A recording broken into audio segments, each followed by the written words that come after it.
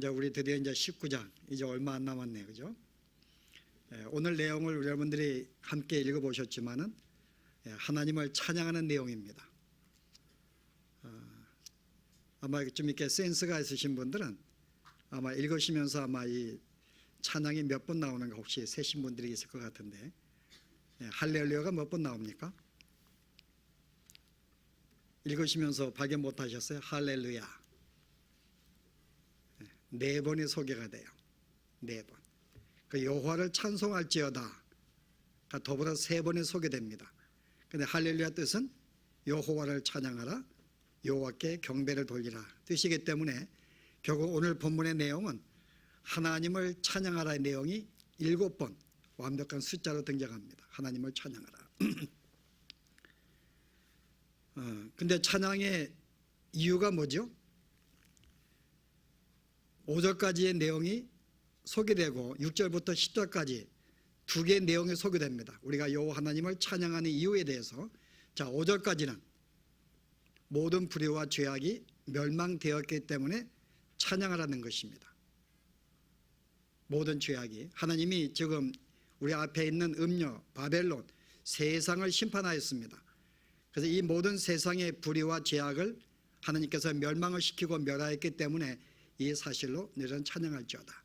자 6절 이하에는요, 하나님이 우리를 부르셨고 하나님의 신부로 만드셔서 우리 온전히 하나님의 신부로 천국으로 인도하셨기에, 그러니까 영원한 천국으로 우리를 인도하셨기 때문에 여호와를 찬양하라는 것입니다. 그런데 오늘 이 두 내용은 하나님의 심판에 대해서 그리고 하나님의 구원에 대해서 찬양하는 내용인데, 이 두 개의 내용은 별도의 내용이 아닙니다. 함께 연관된 내용이에요. 그래서 오늘 여러분이 하나님의 심판이 어떻게 우리가 혼인잔치로 연결되는가를 이해하지 못하면 우리가 온전히 하나님을 찬양할 수 없습니다. 어떻게 이 심판이 구원과 연관이 되는가, 여러분이 그 사실을 온전히 이해해야지만이 정말 마음으로 하나님을 찬양할 수가 있어요. 자 오늘 이 심판에 대해서요, 자 하나님의 심판은 뭐에 대한, 어디에서 비롯된 것입니까? 하나님의 세상을 심판하였는데 이 심판은 어디에서 비롯된 것일까요? 하나님의 사랑에서 비롯되는 것입니다. 하나님이 사랑하기 때문에 세상을 심판하는 거예요. 이해하시는가요? 여러분이 고린도전서 13장에 보시면은 사랑장이 나오는데, 자 사랑의 특징 가운데 하나가 뭐죠? 사랑은 불의를 기뻐하지 아니하고, 하나님은 불의와 죄악을 기뻐하지 아니하기 때문에 결국 그것을 멸하는 것은 하나님의 사랑의 발로입니다. 사랑하기 때문에 악을 멸하시는 거예요. 이해가 되는가요? 무슨 말인가 하면은 우리 하나님이 우리를 구원하셨습니다. 이제 구원받은 백성들이 온전히 천국에 가기 위해서 가져야 할 조건이 하나 있어요. 모든 악이 제거가 돼야 됩니다. 그래서 우리의 완전한 구원이라는 것은 우리에게 완전히 악이 소멸된 것을 말합니다. 그러니까 하나님은 우리를 사랑하시고 우리를 천국으로 우리를 인도하시기 위해서는 필연적으로 모든 악을 제거해야 되는 거예요.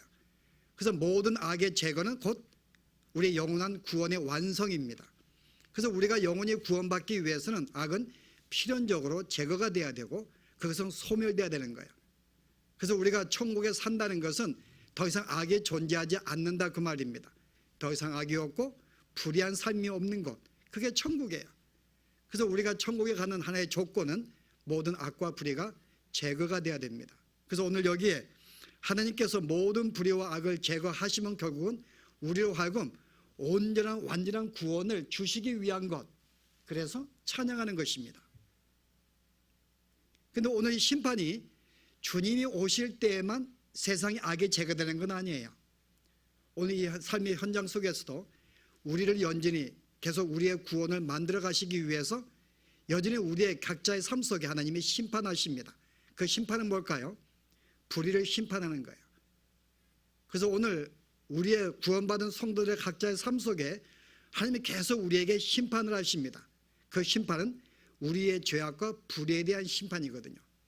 그래서 성도의 삶은 날마다 우리는 불의와 이 죄악이 제거되는 하나님의 심판이 날마다 임하는 삶이라고 볼 수가 있습니다. 이해될 수 있는가요? 날마다 우리를 심판하세요. 그걸 통해 우리는 날마다 우리의 죄악을 제거해 주십니다. 그래서 실제 우리의 삶이 고달픈 거예요.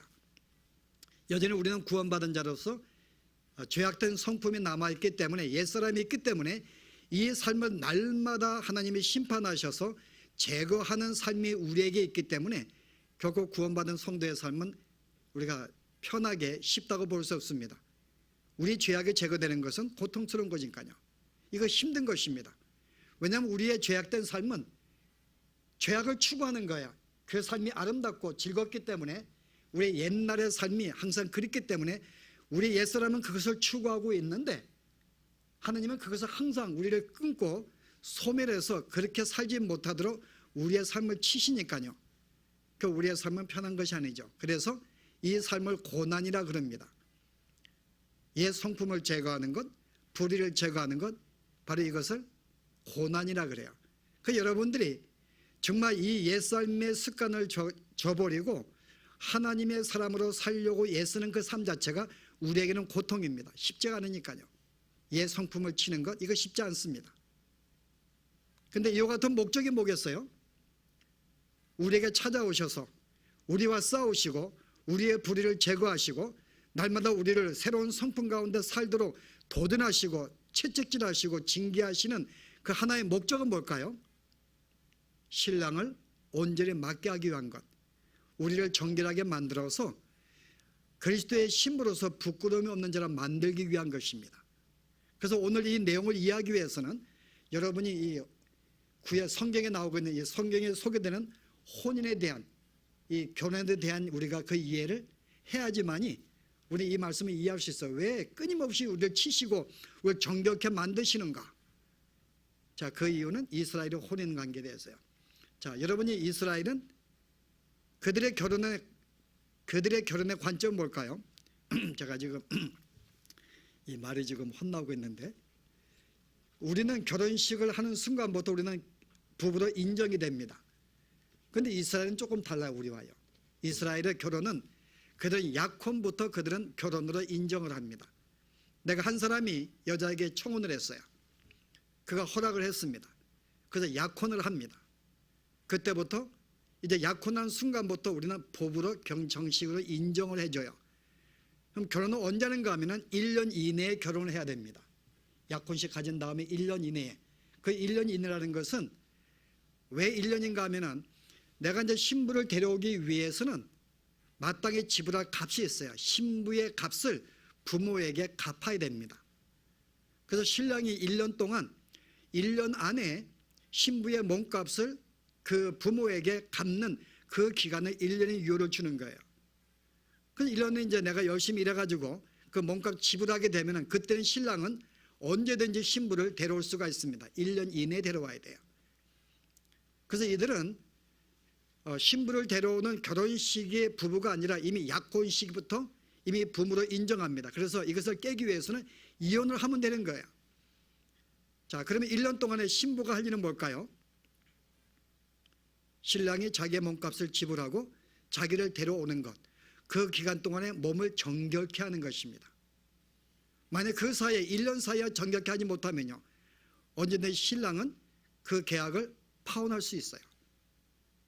여전히 나와 결혼했는데 1년을 기다리지 못하고 여전히 자기가 옛날에 만났던 남자친구를 만난다든지 하여간 그 삶을 부정하게 만들거나 여전히 정결한 삶을 만들지 못하면 신랑은 언제든지 그를 파혼할 수가 있어요. 그래서 이 신부의 할 일은 신랑을 기다리면서 그의 몸을 정결케 하는 것입니다. 자, 이와 같은 여러분 이 결혼 이 예법을 하나님이 왜 주었을까요? 이스라엘 백성들에게 이와 같은 예식을요, 바로 그리스도와 우리의 신랑의 우리의 결혼에 관계된 것을 이해시키기 위해서 이런 법을 주신 것입니다. 자, 우리는 이미 우리가 이 만물을 짓기 전에 하나님께서 당신의 아들 예수 그리스도의 신부를 이미 다 계획해 놓으셨어요. 그래서 누가 신부가 될지 이미 하나님이 선택해 놓았습니다. 그래서 그 선택한 그 신부를 자기의 아들 그리스도에게 신부로 그에게 주었습니다. 그래서 이 예수님이 자기에게 주어진 신부를 이제 결혼하기 위해서 이 땅에 오신 것이 뭐예요? 바로 우리와의 교회와의 약혼식입니다. 근데 그가 이제 우리를 영원히 데려가기 위해서는 뭐가 남아있다고요? 값을 치러야 되는 거예요. 그래서 그가 당신의 생명을 값을 치루어서 결국은 우리를 정식으로 이제 모든 값을 지불했습니다. 이제 신랑이 할 수 있는 것은 이제 우리를 데려오면 되는 거예요. 이게 그리스도가 하신 일입니다. 그러니까 지금 우리는 어떤 상태에 있는가 하면은 예수님이 우리와 약혼했는데 벌써 우리에게 그 값을 지불했습니다. 이제 그가 할 일은 조만간 이제 이 땅에 우리 다시 오셔서 우리를 데려오는 과정이 남아 있고, 우리가 약혼한 우리의 교회 입장은요, 신랑을 기다리면 되는 것입니다. 근데 기다리는 게 쉬울까요, 여러분?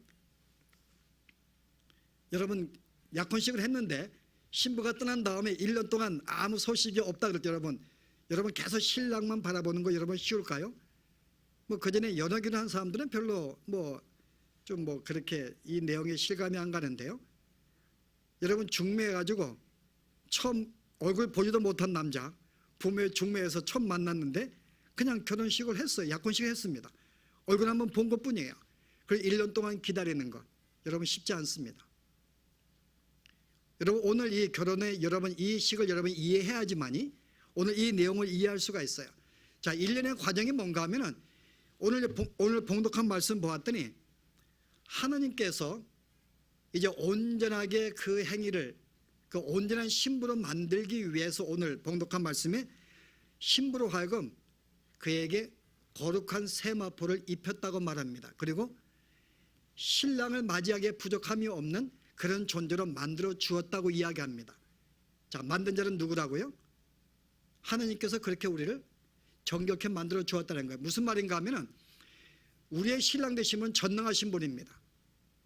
그 나를 신부로 작정했고 전능하신 분이 이미 나와 약혼을 했습니다.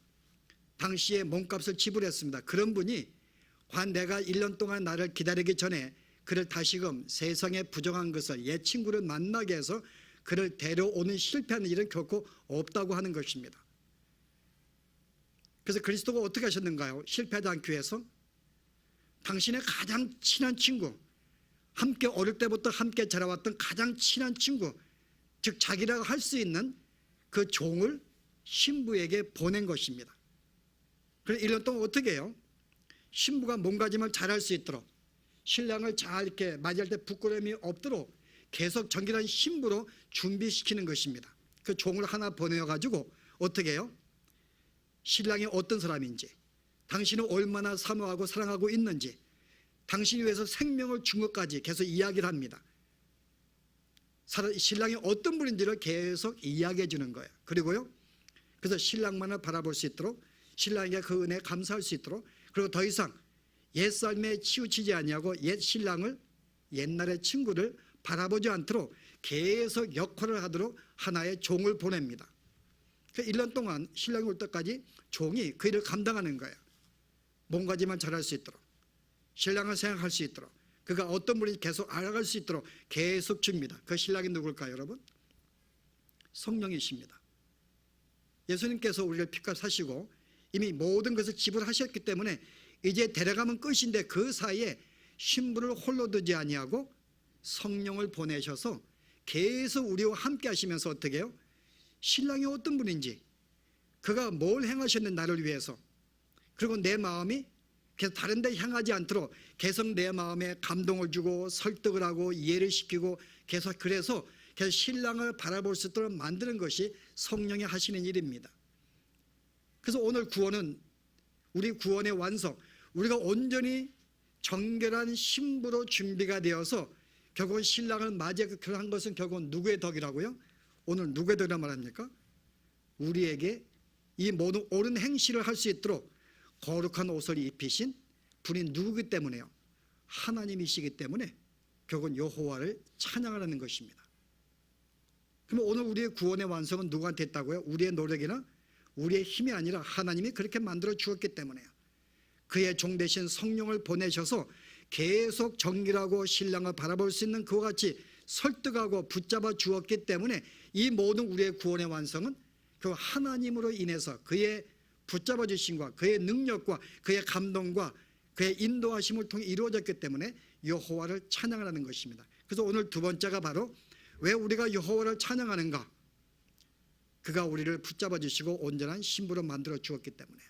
이게 오늘 봉독한 말씀의 내용입니다. 그래서 여호와를 찬양하라는 거예요. 여호와를 찬양하는 것입니다. 결국 나를 온전한 신부로 만들기 위해서 어떻게 하셨는가요? 계속 나에게 성령을 나에게 보내셔서 계속 불의한 삶, 죄악을 계속 제거해 주신 거예요. 그리고 온전히 그리스도의 신부로 부족함이 없도록 만들어 주셨기 때문에 오늘 여호와를 찬양하라는 것입니다. 그래서 오늘 우리가 온전히 하나님을 찬양할 수 있는 것은 여러분이 정말 내 신랑이 누구인지를 알고요, 결국 내가 온전한 신부로 만들어 주신 그 사실을 우리가 알지 못한다면 우리는 하나님을 찬양할 수 없습니다. 한번 여러분 물어볼까요? 그리스도가 여러분에게 어떤 분이신가요? 여러분이 어떤 분으로 지금 알고 있는가요? 예수님은 어떤 분이에요? 여러분에게? 윤 집사님 어떤 분이에요? 나의 구주다. 그러면 여러분 실감이 안 납니다. 자, 예수님은 우리에게 어떤 분일까요? 신랑이죠. 그럼 여러분이 왜 실감 못하는가 하면은 현재 나의 신랑이 별로 매력이 없으니까는 내가 신랑을 통해서 내 마음에 감동을 받거나 어떤 뭐 설레거나 기쁘거나, 그래서 실은 결혼생활 오래 한 분은 순수하지 못한 거야. 그래서 우리 아직 결혼하지 못한 사람은 이제 이 얼마나 이 신랑이 나를 하여금 가슴을 뛰게 만드는지는 이제 결혼하기 전에 데이트할 때 결혼해가지고 한 1, 2년간 그 마음 잊어버리면 안 돼요. 그게 남편의 어떤 이 슬픔과 비교기도 하지만은 여전히 과연 제가 지금 아내에게 어제 설렘의 대상이 되고 있는가? 우리는 더 이상 신랑이 나의 설렘의 대상이 아니기 때문에 그 실은 이 말씀이 별로 실감이 안 가는 거예요. 근데 진짜 내 신랑으로 말미암아 배우자로 말미암아 가슴을 설레기도 하고 기뻐하기도 하고 즐거운 모든 어떤 정말 행복을 느끼는 아마 그런 여성은 이 말씀의 의미가 뭔지를 알고 있어요. 이 말씀의 의미가요. 그런데 오늘 이 말씀이 뭔가 하면은 실제 우리로 하여금 이 말씀이 지금 쉽지가 않는데요. 이거 참 신랑이 우리 더 이상 기쁨이 아니기 때문에 정말 기쁨이라고 전제를 두고 설교하니까 쉽지가 않네요. 더 이상 우리는 기다리지 않으니까는 신랑을 정말 여러분이 기다리는가요? 정말 내가 하루의 삶 가운데서 그가 정말 나의 기쁨인가? 근데 오늘 여기 신부가 이제 약혼을 했고 값을 지불했습니다. 근데 그가 그럼에도 불구하고 여전히 내가 옛날의 친구, 그 애를 생각하고 기뻐한다든지, 뭐 우리가 조금 더 쉽게 설명하면은 여기에 신랑이라는 것은 옛 세상의 삶이죠. 내가 즐거워했던 세상의 것들, 그게 명예가 될 수 있고 재물이 될 수도 있고 삶의 즐거움이 될 수 있고 쾌락이 될 수 있어요. 어떤 세상의 것들, 여전히 그것이 나에게 기쁨이 되고 그게 나에게 설렘을 준다면요, 더 이상 예수는 나의 신랑이 되지 않습니다. 그건 나의 신랑이 아니죠. 근데 정말 나의 신랑으로 생각하는 분만이 세상의 어떤 것들의 어떤 유혹에서 벗어날 수가 있는 것입니다. 근데 우리가 여전히 세상의 것들을 붙잡고 있어요, 여러분. 제가 피상적 이야기하면 여러분이 감동을 못할 수가 있는데, 여러분 실제 여러분이 가장 사랑하고 있는 것 뭘까요? 더 이상 신랑이 될 수 없으니까 자녀? 자녀도 징그럽죠 이제는. 이제는 뭐 이렇게 속도 새기고. 여러분의 기쁨과 즐거움이 뭐예요, 여러분? 이 땅에 주님을 빼고 세상의 것들 여러분이 뭐로 즐거워하는가요? 건강? 아름다운 미? 이것도 20대 하는 말이죠. 이제 40이 돼가지고 아름다운 미는 더 이상. 그래서 하나님은 공정하신 거예요. 세상은 공정해요. 60 되면은 그 모습이 그 모습이니까는 예쁜 사람이나 안 예쁜 사람이나 더 이상 뭐 기대할 게 없으니까요. 근데 정말 내 나이에 40대가 되어서 50대가 되어서 나에게 기쁨을 주는 게 뭐가 있는가 이 땅에서요? 솔직히 말해보세요.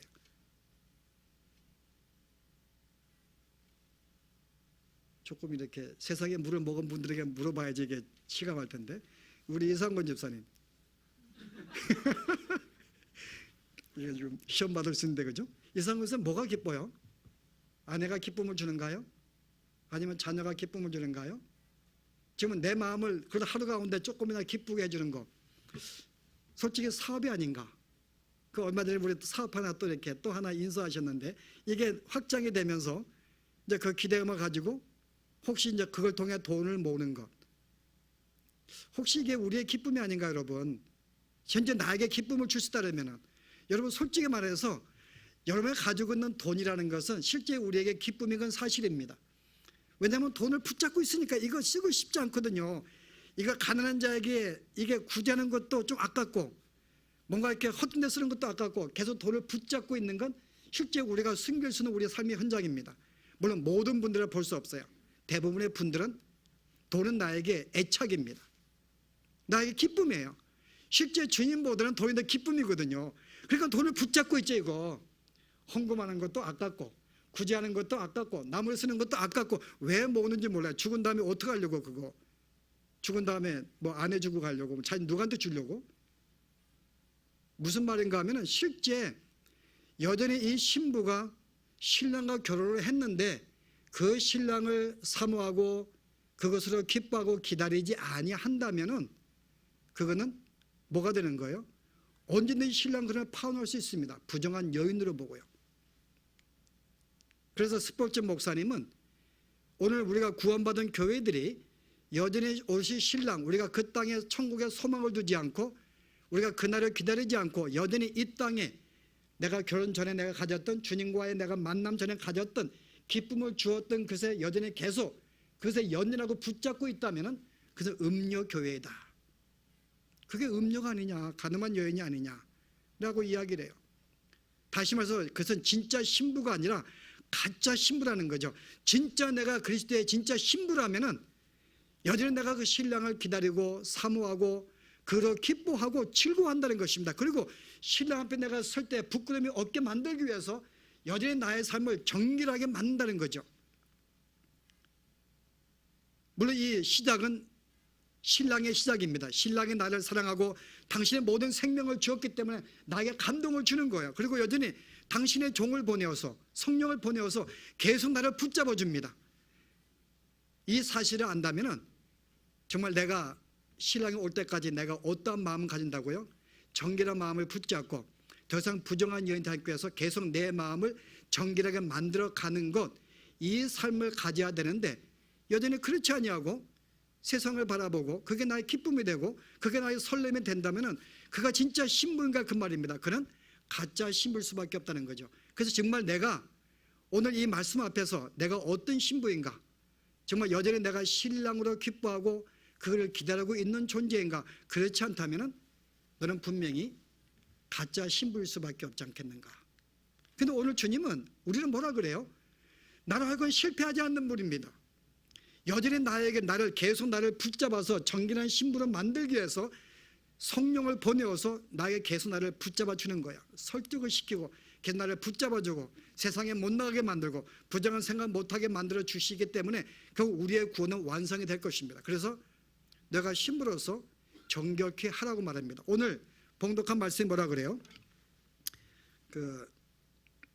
8절 말씀 보았더니 그에게 빛나고 깨끗한 세마포 옷을 입게 만들었다. 그 우리에게 부족함이 없는 정결한 옷을 입히게 만들어 주었어요. 근데 그것은 뭐라 그래? 이 옷은 성도들의 옳은 행실이라. 다시 말해서 내가 신랑 앞에 부끄러움이 없는 존재로 만들기 위해서 나에게 옷을 입혔는데 바로 옳은 행실을 사는 존재로 나를 만들어 주었다는 거예요. 자, 옳은 행실은 뭘까요? 내가 부끄럽는 내가 신부로 내가 만들어 주었습니다. 성령의 도우심으로, 그의 도우심 말미암아 그 옳은 행실을 가진 신부로 만들어 준 거예요. 이 옳은 행실이 뭘까요? 옳은 행실, 도덕적인 면이 아닙니다. 착하게 사는 것, 구제하는 것, 선하게 사는 것을 말하는 게 아니에요. 이 옳은 행실은 세상에서 착하게 사는 도덕적 윤리가 부족함이 없는 삶을 말한다면 아마 바리새인들만큼 아마 착한 신분은 없을 거예요. 바리새인들은 정말 윤리적으로 도덕적으로 바르게 산 자들입니다. 그들은 살인하지 않았고 간음하지 않았고 도덕질하지 아니했고 정말 주 앞에 충성했고 그들은 주 앞에 예배에 끊이지 아니했고 구제하기에 힘썼고 금식기도 하였고 정말 그들은 도덕적으로 볼 때는 완전한 존재입니다. 그런데 예수님께서는 그들을 향해서 회칠한 무덤이라고 말하거든요. 무덤은 겉으로 볼 땐 냄새가 안 나는데 회만 칠한 거예요. 아름답게. 그 안에는 썩은 냄새가 나는데 바리새인들을 향해서 회칠한 무덤이라고 하나님이 책망합니다. 그들을 칭찬하지 않았어요. 왜요? 그들은 도덕적으로 바르게 살았는데 정말 구제하고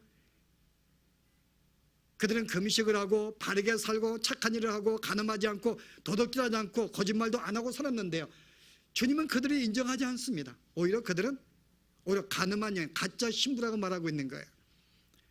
여러분, 바리새인 중에 바리새인 사도 바울 있잖아요. 사도 바울이 자기 옛사람은 뭐라고 이야기해요? 한번 보실래요? 우리가 빌립보서 1장에 보시면은 2장인가요? 이 바울이 자신을 뭐라고 말하고 있는지 3장 4절 보십시다. 자, 그러나 나도 육체를 신뢰할 만하며 만일 누구든지 다른 이가 육체를 신뢰할 것이 있는 줄로 생각하면 나도 더욱 그러하리니 나는 8일 만에 할례를 받고 이스라엘 족속이요 베냐민 지파요 히브리인 중에 히브리요 율법으로는 바리새인이요. 무슨 말이에요? 율법으로는 열심으로 교회를 박해하고 율법의 의로는 흠이 없는 자라. 자기는 율법적으로 흠이 없다는 것입니다. 자기는 그만큼 철저하게 도덕적으로 바르게 살았다는 거예요. 정말 누구 못지않게 바리새인 중에 바리새인. 그러나 무엇이든지 내게 유익하던 것을 내가 그리스도를 위하여 다 해로 여길 뿐더라. 그러나 나는 지금 예수를 믿은 다음에는 그 삶은 나는 배설물로 여깁니다. 그럽니다. 그가 구제하였고 도덕질 않고 간음하지 않았고 정말 착하게 바르게 산 모든 봉사하였고 희생하였고 헌신하였던 이 모든 도덕적인 삶을 가리켜서 나는 그것은 나의 배설물로 여깁니다 라고 이야기하는 거예요.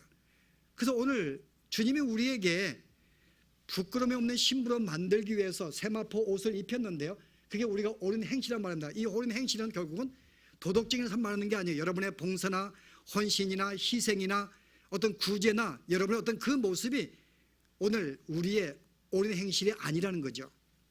그럼 옳은 행실은 뭘까요? 신부가 신랑 앞에서 옳은 행실이 뭘까요? 평의자매, 뭘까요? 신부가 신랑 앞에서 옳은 행실은 정절이죠. 자기 마음을 신랑 외에 다른 남자에게 안 주는 게 이 정절이 옳은 행실입니다.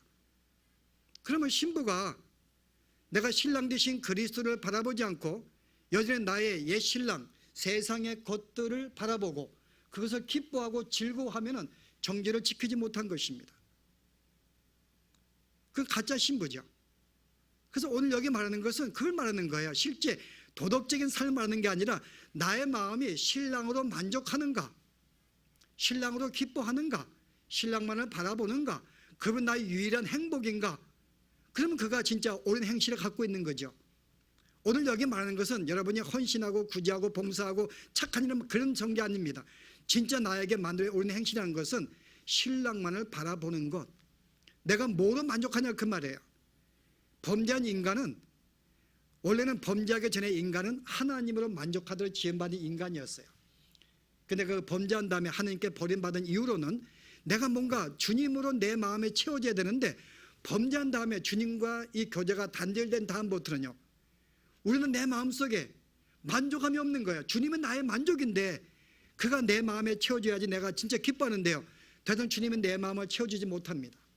그래서 범죄한 인간의 특성은요, 이 텅 빈 마음에 뭔가 채우기 위해서 자기 스스로 노력을 하는 거예요. 이 마음을 채우기 위해서요. 그래서 첫 번째 뭐요? 세상의 것들로 채우기 시작합니다. 혹시 이게 내 마음에 행복을 주지 않을까? 그게 재물이 될 수도 있고 명예가 될 수도 있고 나의 건강이 될 수도 있고 나의 어떤 아름다움이 될 수도 있고 어떤 세상의 것들로 열심히 내 마음을 채우는 거야. 그걸 가져보면은 혹시 내 마음에 채워지지 않을까? 이 텅 빈 마음이 혹시 행복해지지 않을까? 그러나 그것만으로는 또 안 채워집니다. 그것을 가져보았는데 또 여전히 텅 빈 거예요. 그 두 번째 뭐를 채우는가 하면은 다른 사람들이 내 마음을 채워주기를 원해요. 첫 번째는 내가 내 힘으로 내가 모든 것들을 가져서 돈이나 명예를 가져가 내가 채워봤는데 안 되기 때문에 또 부족한 것은 남이 나에게 채워주기 원합니다. 그게 뭘까요? 그 사람에게 내가 인정받기 원하는 거예요. 그래서 그 사람이 나를 인정해주고 나를 높여주고 나를 존경하는 그 마음을 통해 또 내 마음을 채우려고 합니다. 그래서 내가 사람들에게 나에게 체험받기 위해서, 존경받기 위해서 어떻게 하는가요? 우리들은 겸손하게 살아요. 사람들 우리가 나이스하게 대합니다. 그에게 인정받기 위해서 우리는 최선하게 아름다운 선한 모습을 그에게 보므로 말미암아 그에게 인정을 받고 그에게 대접을 받아서 뭔가 내 마음속에 그 빈 마음을 채우는 거예요. 누구로 말미암아? 다른 사람에게 인정받아서 내가 스스로가 높아지는 삶을 가면서 내 마음에 갈증한 마음을 채우는 것. 그래서 이게 오늘 하나님을 떠난 자들의 삶의 특성입니다. 그들은 주님이 우리의 유일하게 내 마음의 체험이 돼야 되는데 주님이 나에게 없으니까는 세상의 것들로, 세상에 인정받는 것들로, 그래서 우리가 힘쓰는 거예요. 착하게 사는 것도 인정받기 위해서. 오늘 바리새인들이 바로 그겁니다.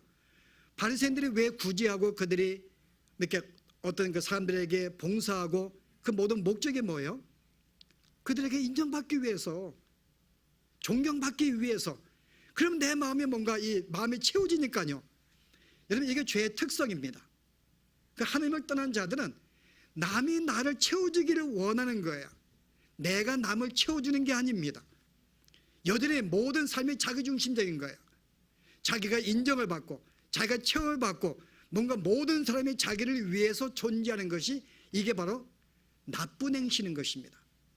그러나 좋은 옳은 행실은 뭘까요? 신부 옳은 행실은 이제 세상의 것들로 채우지 아니하고 주님만으로 나의 모든 체험이 만족합니다 그러면서요, 그것만으로 기뻐하는 것, 이게 옳은 행실입니다. 여러분 실은 이 말씀이 간단한 것 같아도요, 오늘 성도들이 과연 정말 주님이 우리의 기쁨인가, 정말 우리의 만족인가 그럴 때 우리는 그렇지 않아요. 여전히 우리는 세상의 것들로 내 마음을 채우려고 그러고, 여전히 내가 봉사하고 헌신하고 구제함을 이 통해서 여전히 그들에게 인정을 받고 그를 통해서 내 마음을 채우려고 하는 것, 이게 만약에 우리의 삶의 현장이라면 그래서 더 이상 우리의 신랑이 아니죠. 그래서 오늘 이 찬양의 내용은 진짜 내가 주님이 나에 행하신 그 사랑이 얼마나 큰지를 감동을 하고 그분으로 기뻐하고 즐거워하는, 정말 그것만으로 행복하고 만족하는 그 삶을 가진 여성들만이, 그런 성도들만이 정말 이 말씀을 알고 진짜 찬양할 수 있는 거야.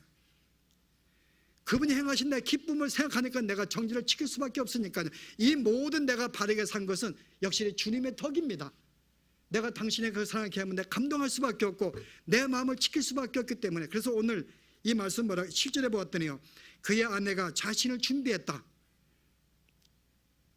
성령이 나를 도우셔서 내가 바르게 산 것은 분명하지만은 결국은 거기에 감동을 받아 산 것은 나기 때문에요. 여기 보았더니 그 아내가 자신을 준비했다 그럽니다. 여러분 이 말씀은 굉장히 좀 깊은 말인데요, 오늘 우리에게 하나님께서 구원을 시킨 다음에 뭐라고 말씀해요?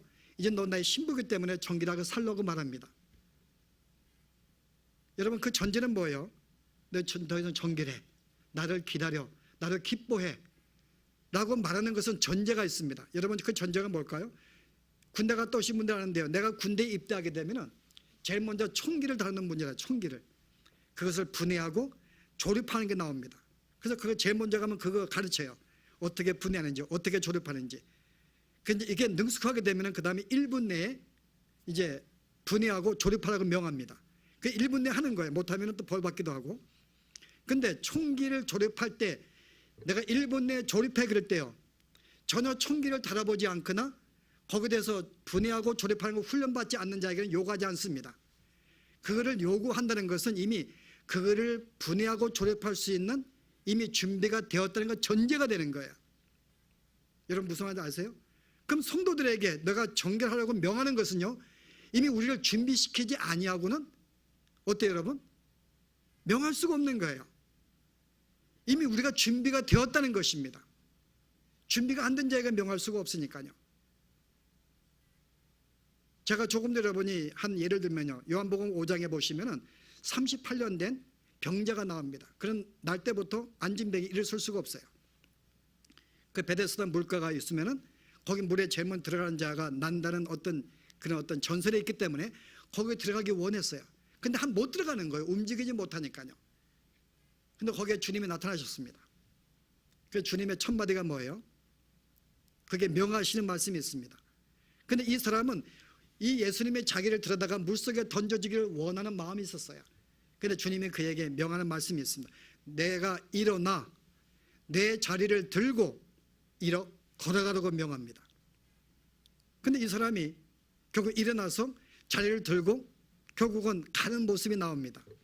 자, 예수님이 여기서 명령했어요. 일어나 걸어라. 명령하신 것은 그에게 걸을 수 있는 조건을 주었다는 전제가 있습니다. 이미 그는 스스로는 움직일 수 없는 존재예요. 어쩔 수가 없습니다. 꼼짝 못하는 존재인데 주님이 그에게 일어나 걸으라고 명하신 것은 이미 내가 너로 하여금 일어날 수 있는 능력을 주었고 건강한 몸을 주었기 때문에 전제를 주시고 일어나고 명한 거예요. 거기서 걸은 것은 누구예요? 누가 하신 거예요? 주님이 그 조건을 주신 것입니다. 그래서 걸라고 명하신 거예요. 오늘 마찬가지입니다. 오늘 성도들에게 정결한 삶을 살라. 왜 오늘 여기 모든 구원이 하나님의 은혜로 된 것임에도 불구하고 왜 우리에게 성도로 살라고 계속 명하시는가에 대해서 여기 우리에게 책임이 있잖아요. 그 책임이 뭘까요? 내가 신부로 내가 이제 약혼을 됐는데 신랑이 거기를 끝나지 않냐고 자기의 몸값을 지불하고요. 계속 자기의 또 종을 보내서 계속 신랑을 이야기해주고 필요한 것을 공급해주고 계속 그 마음이 있기 때문에 결국은 뭔가 하면은 그 사랑에 감동이 되는 거예요. 이건 누구길래 나에게 자기의 생명을 줄 수가 있는가? 그리고 나를 또 감시도 두지 않고 계속 자기의 정말 친구 같은 종을 보내어서 계속 나에게 감동을 주고 필요한 걸 공급해주고 계속 바르게 살려고 그러고 이 정도 감동이 되면요. 최소한의 바른 신부라면은 스스로가 이제 그래 정말 이 신랑이 어떤 분이 알기 때문에 스스로가 정결을 지키고 예를 쓰는 것입니다. 그래서 우리가 스스로가 뭔가 하면은 이미 우리랑 큰 사랑을 보여주었기 때문에 이미 여러분의 성령을 보내셨습니다. 감동을 주십니다. 성령이 함께 하십니다. 말씀으로 감동을 시켜주고 지금 이 시간도 우리와 함께 하셔서 계속 우리의 마음을 붙잡아 주시는 그 사랑이 우리가 있는 거야. 무슨 말인가 하면 할 수 있는 조건과 능력과 그 생각을 주었다는 것입니다. 그래서 핑계할 수 없다는 거예요. 만약에 그럼에도 불구하고 우리가 세상에 나간다면 그는 참된 신부가 아니죠. 그는 부정한 여인이죠. 그는 가짜 신부입니다. 그래서 최소한의 신랑을 알고 여정과 함께하는 그 마음을 경험한 분이라면요 스스로가 준비할 수 있죠. 그래서 오늘 방송 말씀에 하나님의 은혜면서도 신부가 스스로 준비했다고 인정해 주시는 것입니다. 그런데 오늘 이 신부는 결국은 내가 이렇게 마음을 붙잡고 신랑과 함께 결혼식에 가게 된 것은 내 스스로의 능력과 노력이 아니라 그가 나에게 이와 같이 영향력을 주고 도움을 주고 설득하고 함께 사랑을 계속 부여해 준 것을 알게 해 주었기 때문에 그래서 신랑의 덕인 줄 알고 주 앞에 찬양하는 것입니다. 그래서 오늘 여러분들은 핑계할 수 없어요. 사랑을 경험했다면요. 근데 우리는 여전히 핑계하거든요. 그렇게 할 수 없다는 거예요. 여러분 할 수 있어요. 오늘 여기서 정결하라고 명하신 것은 이미 할 수 있는 조건을 주었기 때문에 하는 것입니다. 우리 주님은 우리를 준비 안 시키고 하라고 명하지 않습니다. 마치 군대 똑같은 거예요. 이미 명하고 하는 것은 할 수 있다는 것입니다. 그래서 우리는 핑계할 수 없다는 거예요. 여러분 그 사랑을 감동을 받았고 지금도 우리와 함께해서 성령의 말미암아 우리는 살고 있기 때문에 우리는 할 수 있다 그 말입니다. 자 이제 말씀을 맺으려고 그랬는데요. 오늘 뭐 여러 가지가 지금 분산되었는데 어쨌든 우리로 하여금 당신의 모든 몸값을 주어서 우리를 사셔서 얼마나 당신이 우리를 사랑한지를 알게 하신 분이십니다. 우리를 신부로 만드셨어요. 값을 지불했습니다. 이제 우리는 신랑을 기다리는 기간이 남아 있습니다. 우리를 정결하게 만들기 위해서 여전히 성령을 보내셔서 우리와 함께 하시고 바르게 살도록 세상에 돌아가지 않도록 세상으로 만족하지 않도록 계속 우리만 붙들어 주십니다. 그런데 이 모든 것이 하나님의 도우심이기 때문에 오늘 주님을 찬양하는 것입니다. 자 그러면 영광은 누구만이 받는 거예요? 영광은 하나님만이 받을 수가 있는 것입니다. 그래서 오늘 여기에 할렐루야가 여호와께만 돌리는 거예요. 왜 이 말씀을 제가 드리는가 하면은 오늘 이 영광을 우리가 지금 갈취하고 있기 때문에요. 저는 여러분 기본적으로 목사이기 때문에 제가 특별하게 문제가 없으면 존경을 받고 다른 받는다고 생각합니다. 그 여러분들은 목사보다 더 존경하는 사람 누굴까요? 선교사예요. 선교사가 더 고생하는 것 같아요. 멀리 가서. 그래서 그를 존경합니다. 그 선교사가 한 명 오면 난리가 나는 거야. 제대하기도 하고 돈을 주기도 하고 그 존경받으려면 선교사를 가면 돼요. 선교사를. 더 존경받는 분은요, 뭐 교회 권사님 될 수가 있어요. 정말 우리는 돈이 아까워서 놓지 못하는데 정말 자기 것 다 내어줘가지고 여전히 구제하고 도와주고 봉사하면 더 존경스러워요. 그 실제 우리는 보면은 교회 목사라든지 교회 봉사하는 사람들, 이 사람들이 실은 알지 못하게 존경을 받습니다. 뭔가 우리와 다른 존재들이고 열심히 하기 때문에. 그러나 오늘 이 생각이 잘못되었다는 거죠. 우리는 존경받을 존재가 아니라는 거예요. 오늘 여기에 마지막 10절에 보았더니요, 오늘 이와 같이 구원을 베푸는 것을 이야기할 때 여기 지금 누가요? 지금 사도 요한이 이 메시지를 전한 천사에게 지금 경배하려고 그럽니다. 그래서 천사가 뭐라 그래요? 그러지 말라는 거죠. 너 그러지 마라. 나는 너와 같이 종된 자다. 너도 그리스도의 감동으로 예수를 증거하는 자냐? 나도 예수를 증거하는 자라는 거죠. 천사가 자기를 경배하지 말라 그래요.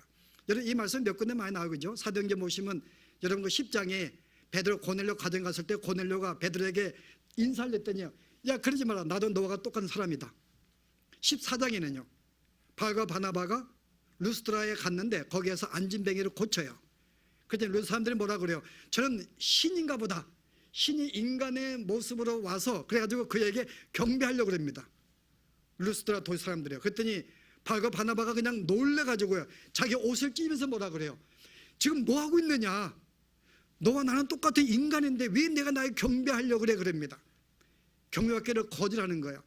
난 단순히 주 앞에 쓰임받는 도구에 불과한데, 오늘 여기에 10절에 뭐라 그래요? 천사가 자기를 경배하지 말라고 하는 이유를 설명합니다. 그리하지 말고 오직 하나님께 경배하라. 예수의 증언은 예언의 영이라 하더라. 예수님을 증거한 자는 예언의 영, 성령께서 하신 것이지, 성령이 우리 마음속에 감동, 우리에게 들어오셔서 성령의 그 감동과 능력으로 하게 만들어 주셨기 때문에 성령이 한 거지 우리가 한 게 아니야. 그럼 목사가 하는 것도, 선교사가 하는 것도, 봉사가 권사님이 하는 이 모든 것들은 우리가 하는 것이 아니라 우리가 성령이 우리에게 감동을 주어서 그의 능력으로 한 것이기 때문에 나는 영광을 받을 존재가 아닌 거야. 나에게 경배하지 말라 그 말입니다. 근데 오늘 우리들은 종종 그 영광 우리가 가로채요. 이건 무서운 죄입니다. 여러분이 주님을 섬기는 것, 봉사한 것 때문에 여러분 영광을 받겠다고요? 그들에게 인정을 받고 존경을 받고 칭찬을 받겠다고요? 그건 하나님이 영광을 가르치는 행위입니다. 이것만큼 무서운 죄가 없거든요. 저는 그런 점에서는 우리 모두들은 어떤 영광을 받고 존경받는 대상들이 아니라 오히려 우리는 우리를 이렇게 만드신 그분에게 찬양하는 거죠. 나를 보내신 그 성도를 통해 주님을 찬양하는 것입니다. 왜냐하면 나를 온전한 신부로 만들기 위해서 그 목사를 보내었고 그 권사를 보내었고 그 집사를 보내었고 신앙의 선배를 나에게 보내었기 때문에 영광을 받는 대상은 주님이라는 것입니다. 그래서 오늘 저는 이 말씀을 통해 지금 한 가지 교훈이면 조금 분명할 텐데 두 가지 교훈 나온 것 같으네요. 정말 우리가 왜 주님을 찬양할 수밖에 없고 주님을 찬양해야 되는가? 우리의 모든 구원의 능력이 1절에 이제 연결됩니다. 할렐루야, 구원과 영광과 능력이 우리의 하나님께 있도다. 주님을 찬양할 때다 뭐야? 이 구원을 주신 분도 하나님이시고 이 능력, 나를 온전한 신랑으로 신부로 만들어주신 그 능력도 하나님으로 말미암아 정결케 신부가 된 것이고, 그러므로 영광도 하나님께만 있도다. 그래서 오늘 여러분들이, 저는 정말 주님만으로 내가 구원받고 구원이 완성되는 줄 알고 정말 주 앞에 찬양하신 분 되기 바라고요. 이미 우리가 주님이 오시는 그날까지 우리가 준비되는, 곧 주님이 우리를 데려가십니다. 정결한 신부가 되어야 되는데 정말 우리가 더 이상 세상의 닥쳐 우리가 엿보지 않고 주님만으로 우리가 기다리면서 그것만을 기뻐하고 즐거워할 수 있는 그런 삶을 가는 것 필요하고, 그러나 그 이후로 이 모든 것은 하나님이 당신의 영광 받기 위해서 이 우주를 지으셨고 우리를 구원하셨고 신부로 만들어 주신 것이, 최종의 목적은 우리가 아니라 하나님이 영광 받으시기 위해서 그 우리 이 땅에 보내시고 성도를 만들게 주신 거야. 그래서 우리가 어떤 교회에 봉사한다고 이렇게 산다고 영광 가르치면 안 됩니다. 정말 주님께만 영광 돌리시는, 또 여러분의 어떤 모든 은사와 여러분 모든 봉사도 주님으로 말미암아 성령 말미암아 주어진 줄 알고 우리가 더 나를 값추고 주 앞에 영광 돌릴 수 있는, 또 나를 통해서 모든 자들로 하여금 주 앞에 영광 돌리게 하는 그런 삶이 우리에게 있으면 좋겠다. 이런 말씀 나눠봅니다. 기도하십시다.